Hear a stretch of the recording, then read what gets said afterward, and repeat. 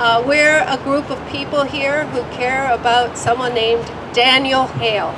Daniel Hale is in prison right now. Why is he in prison? For telling the truth about what happens when drones are used to kill people. And he has divulged information about the drone program of the United States, and as a result he was charged under the Espionage Act, and he sits in prison now for telling the truth. What we want to do today is to tell his truth, tell our truth, tell the truth. And I'm going to turn this over to the Rising Together Guerrilla Theater, who have a performance for you today about Daniel Hale.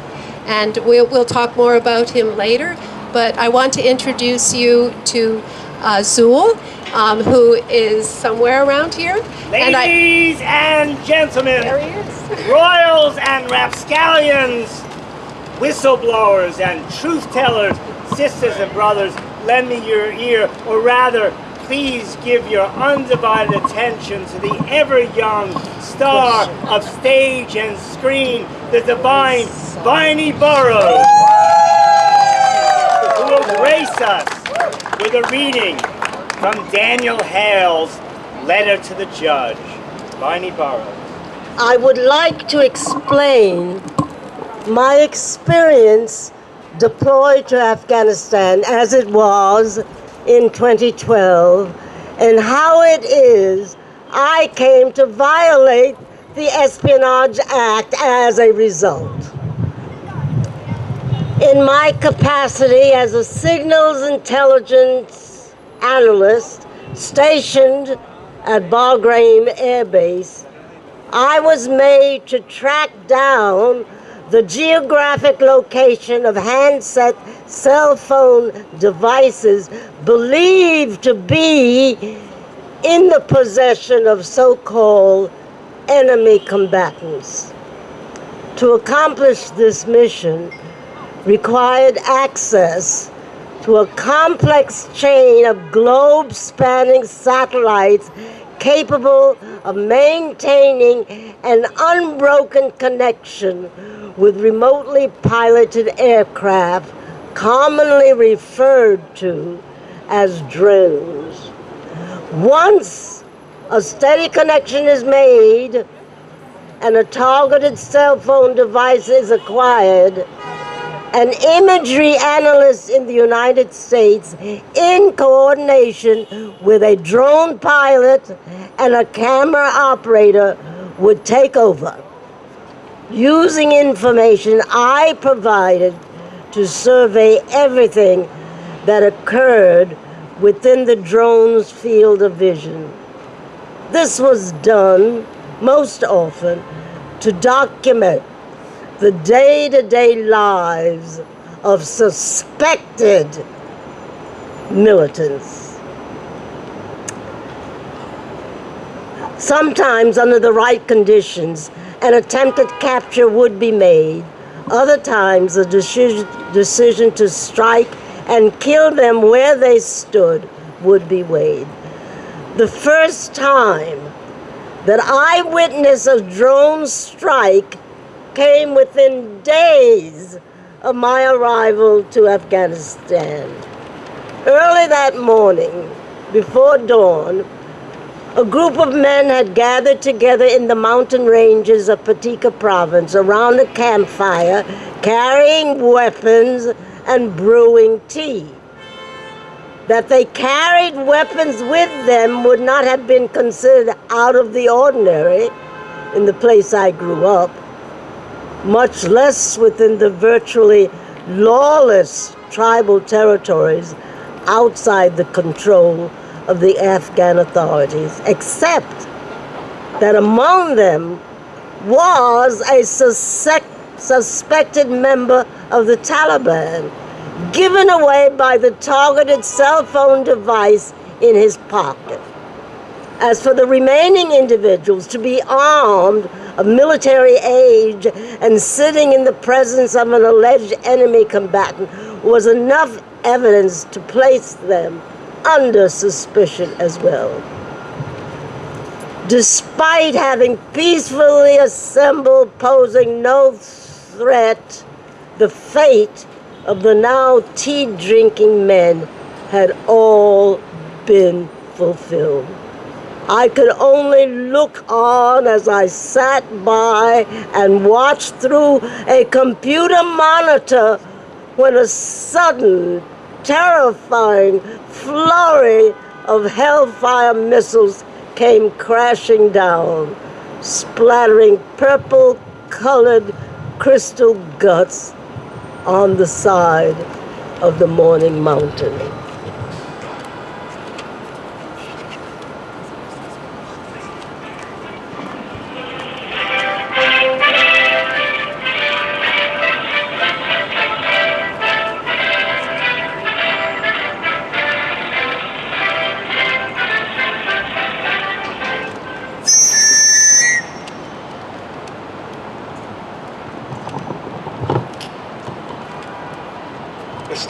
Stop. And now hear from us, the drone president. Don't make us look smart. Make us look tough. They make our people accept war. There's never enough. Send in the drones. We've got to have drones.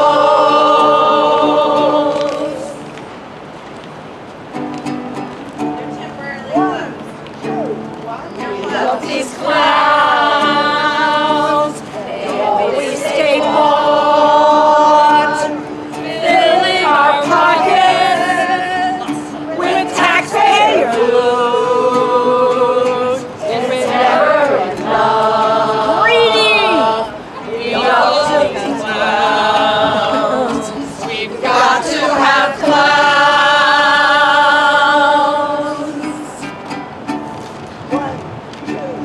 We hate the truth, can't stand the lie.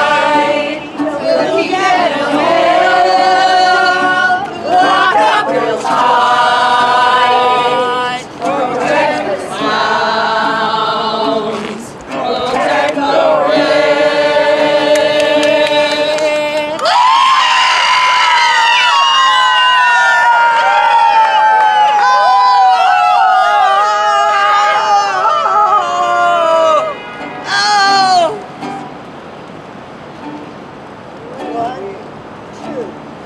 We are the truth of your drone wars. Tens of thousands of us dead, our families destroyed. Scoundrels feel shame. We will free Daniel Hale. Scoundrels feel shame. We will hear Daniel's words. Read on, Sister Vinie. Your Honor, the truest truism that I've come to understand about the nature of war is that war is trauma. I believe that any person, either called upon or coerced to participate in war against their fellow human being, is promised to be exposed to some form of trauma. In that way, no soldier blessed to have returned home from war does so uninjured. The crux of PTSD is that it is a moral conundrum that afflicts invisible wounds on the psyche of a person made to burden the weight of experience after surviving a traumatic event. How PTSD manifests depends on the circumstances of the events. So how is the drone operator to process this? The victorious rifleman unquestioningly remorseful, at least keeps his honor intact by having faced off against his enemy on the battlefield. The determined fighter pilot has the luxury of not having to witness the gruesome aftermath. But what possibility could I have done to cope with the undeniable cruelties that I perpetrated? My conscience, once held at bay, came roaring back to life. At first I tried to ignore it, wishing instead that someone better placed than I should come along to take this cup from me. But this too was folly. Left to decide whether to act, I only could do that which I ought to do before God and my own conscience. The answer came to me. Stop the cycle of violence. I ought to sacrifice my own life and not that of another person. So I contacted an investigative reporter with whom I had had an established prior relationship and told him that I had something the American people needed to know. Respectfully, Daniel Hale.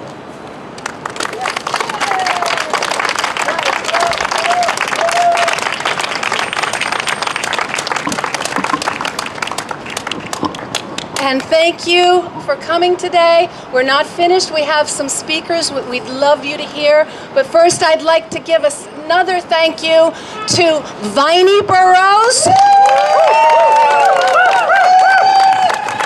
to Rise Together Guerrilla Theater, and of course, the Raging Grannies! And Sally Jones, will you come back up here? Yeah, thank you. But before I start, we also have to thank Pat Russell, who is the director of the Rising Together Guerrilla Theater. Thank you.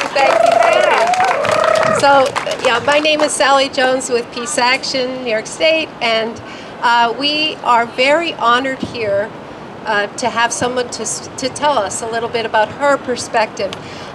Brittany Ramos de Burrows is someone who has shown courage also. And I have witnessed it myself. I live on Staten Island, and she ran for Congress in the primary that just was August 23rd, and consistently showed courage during that campaign, telling the truth about the wars that the U.S. has fought, and the truth that really connects to what people are dealing with on the ground in the United States and around the world. So I am honored to present Brittany Ramos de Burrows, a U.S. veteran who's been to Afghanistan and seen a lot of these things for herself and brought her truth, her courage back to help us. Thank you, Brittany.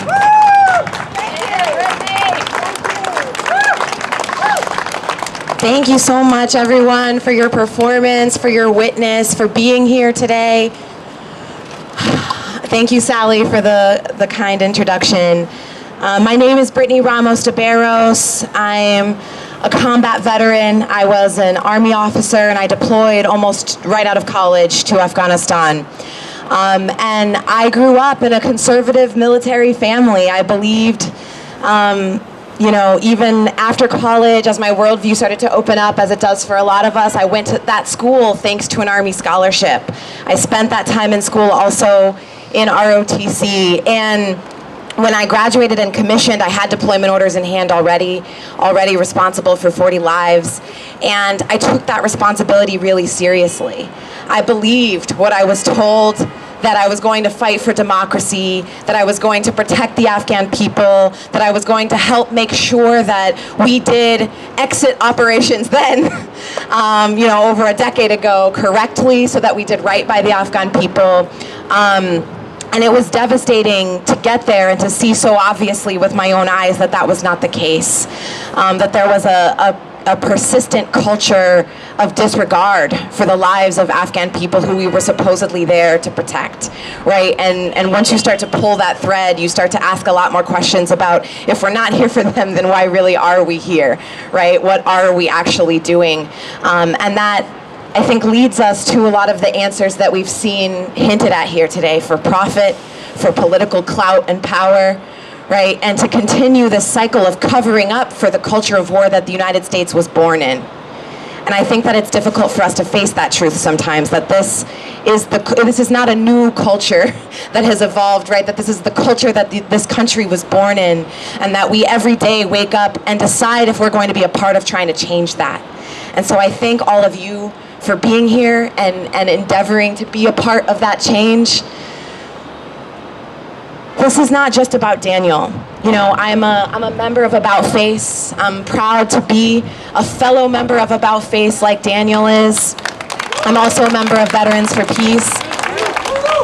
And I know that for Daniel, one of his deepest concerns as we were trying to figure out how to show up and support him as he was going through trial, as he was, you know, being persecuted legally for years before he even got put in prison, right? His life was a disaster, and he constantly, to his credit, I think, put the light back on the victims that he was always trying to speak up for. And repeatedly said that that the story, even as he was being sentenced to prison, should not be about him going to prison, but should be about the truth that he was willing to go to prison to tell.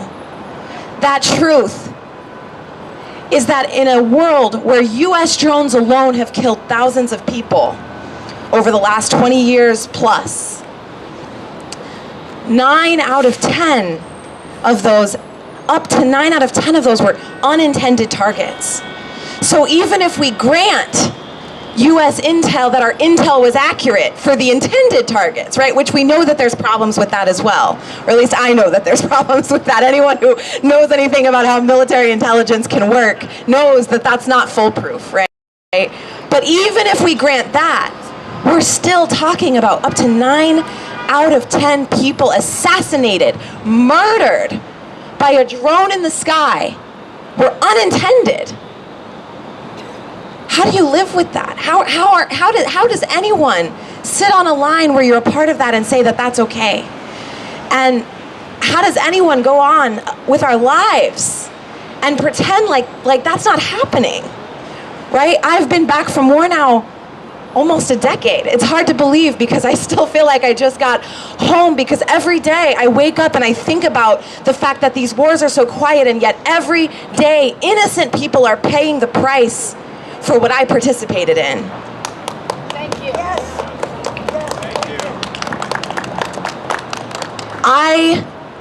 I didn't even share classified documents. And I think that this is important to say, because sometimes the story gets made about, you know, when we're talking about someone like Daniel being in prison, the story gets turned into this question of national security, and we get into these weeds, and that is allowed to be a mechanism to distract us from the truth of what's actually at play, which is an assault on the truth, right?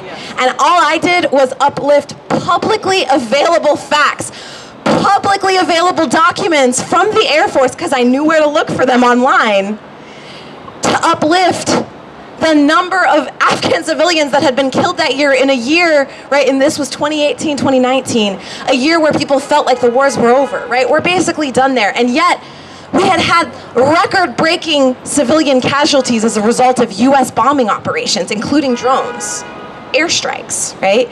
And that was, all I did was uplift the fact that the DOD at that point was burning 10.3 million gallons of oil per day, and yet the story about climate change is made about whether we're recycling water bottles.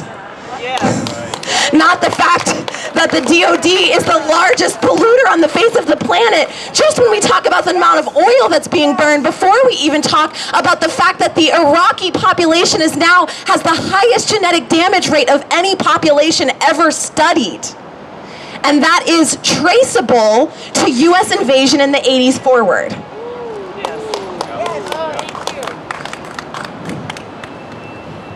we're talking about the planet. We're talking about an economic system that drafts the poor to kill the poor, right? We're talking about racial justice. When we dig deeper, right, we cannot talk about any of these things without also talking about racial justice and gender justice, because we know, as Reverend Barber and as Dr. King before him said, these are interlocking systems of evil that we cannot address independently of each other.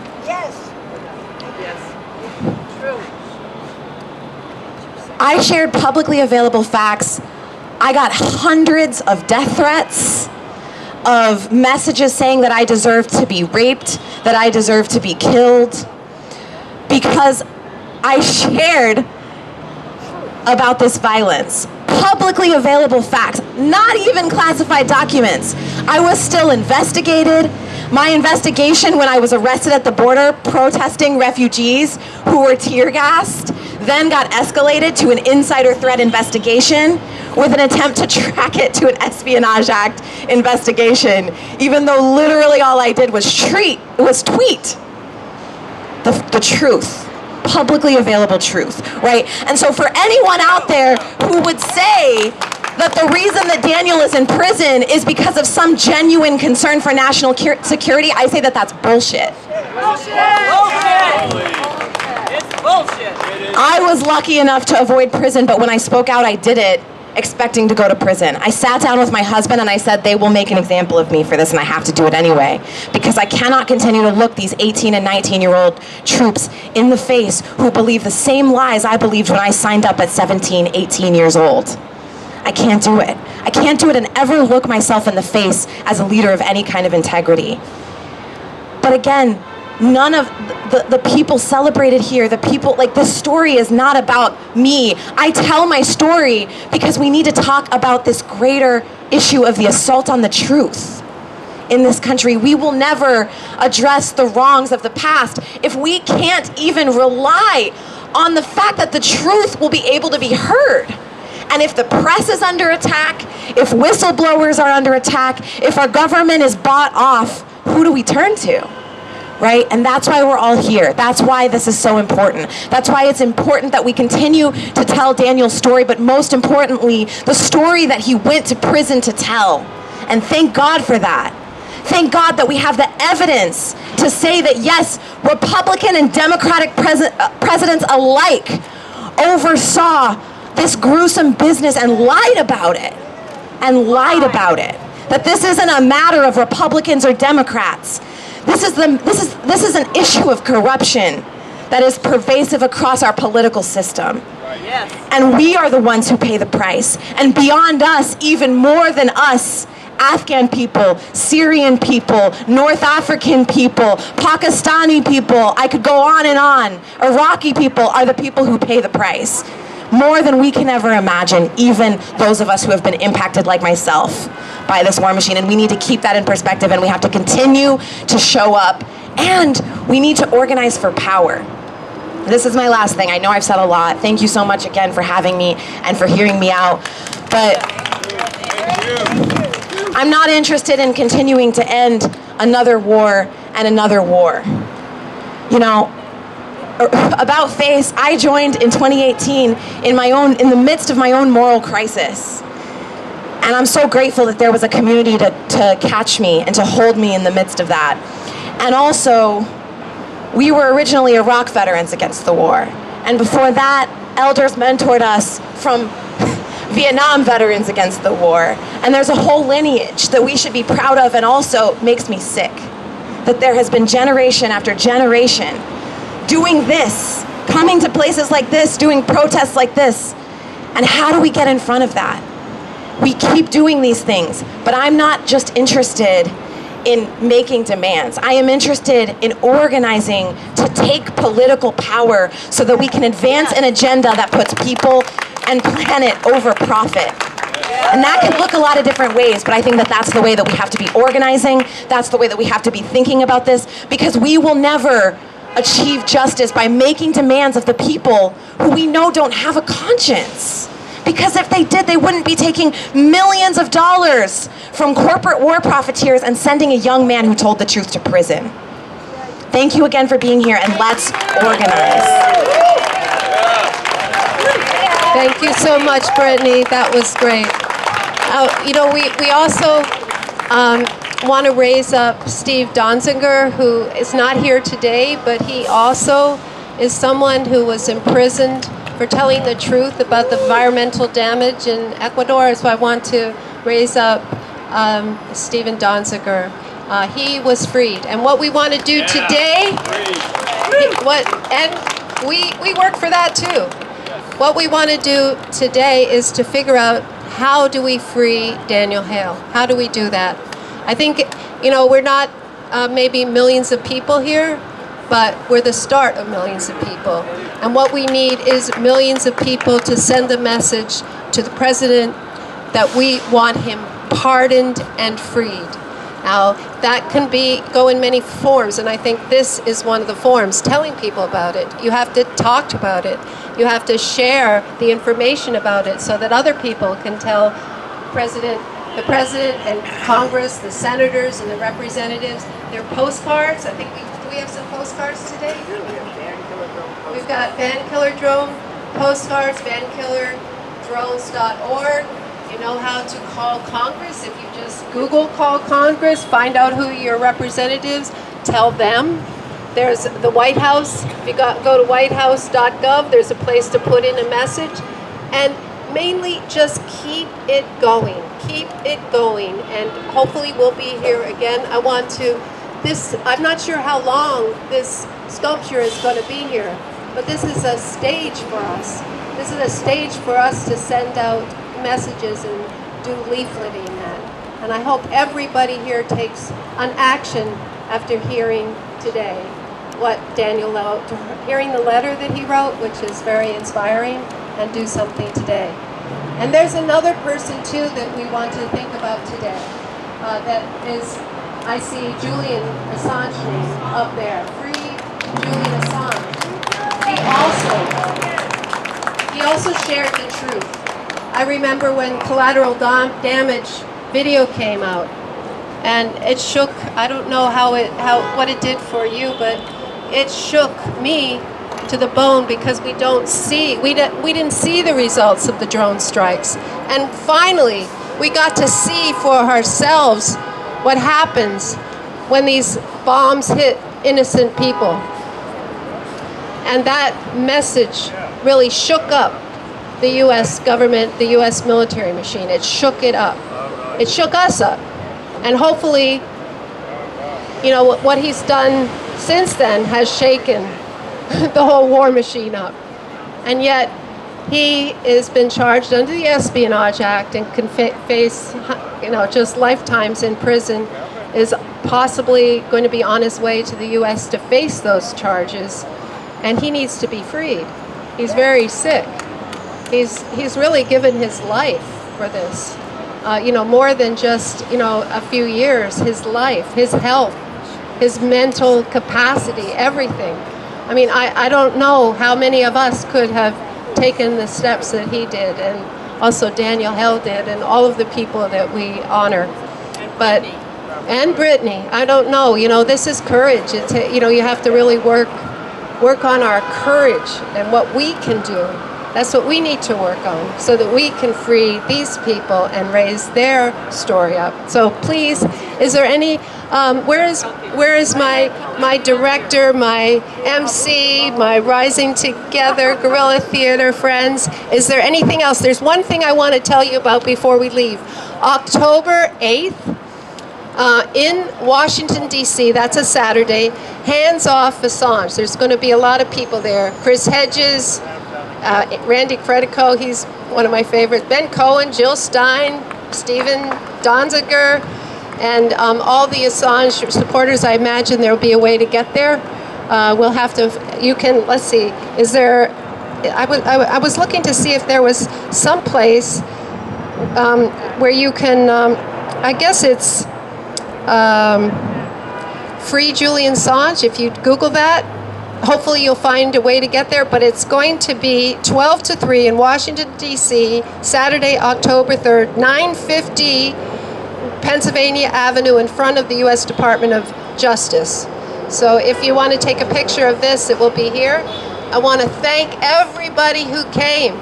And Zul, do you want to say a couple of final words? I'll say a couple of things. Free Mamiya! Free Mamiya! Free Leonard! Free Julian! Free Daniel! Free Stephen! We freed Stephen! That's free Daniel Hale. Thank you for coming. And as if we didn't give enough credit here, please, a big round of applause, 2 hands together for the Raging Grannies, New York City, who will play us out. Okay, we're handing out song sheets or first? Did anyone hand out the song sheets? They're right there. Here you go, Mercy. This was written by Alice Sutter and the New York City Metro Grannies and Vicki Ryder of North Carolina. Was a worker in Air Force Intelligence. We gotta stand with Daniel Hale. He listened to his conscience and he shared some documents. Gotta stand with Daniel Hale. Everybody, we gotta stand. We gotta stand.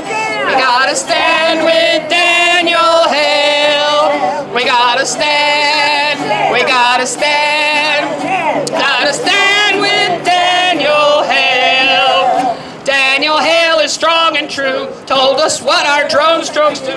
Gotta stand with Daniel Hale. Exporting global dread. Countless civilians dead. Gotta stand with Daniel Hale.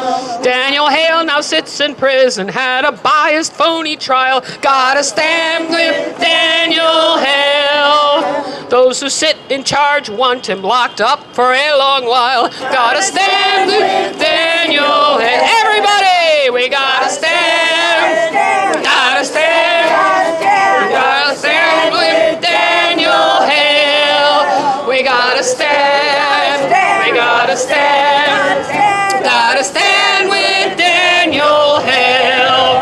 When the ones who tell the truth are the ones who go to jail, we gotta stand with Daniel Hale.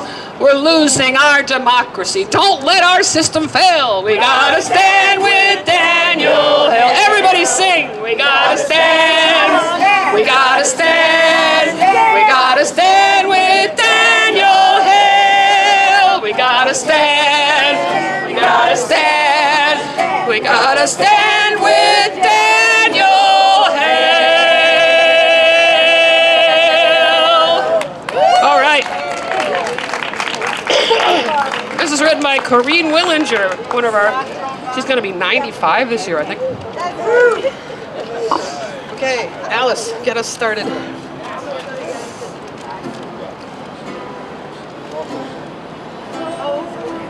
Go. Over there, where the bombs are all falling everywhere. 'Cause the drones are dying, those on the ground are dying. They bring destruction over there. But look here, it is clear.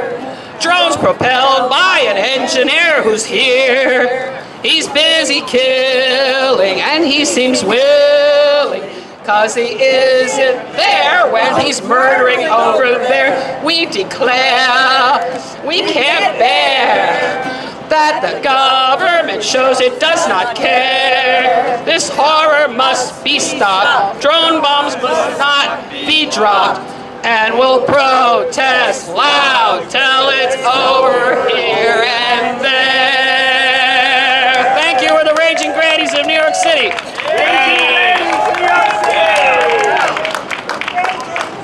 Practice love.